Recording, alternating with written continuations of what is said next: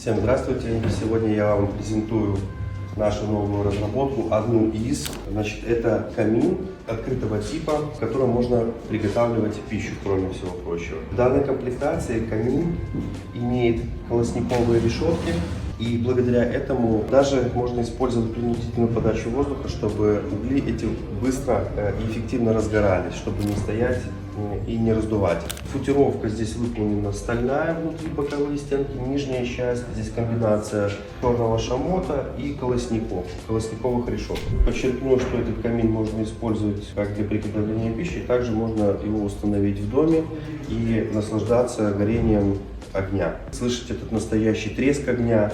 Его конструктивная особенность в том, что он не перегревает помещение. Это новая философия в каминах.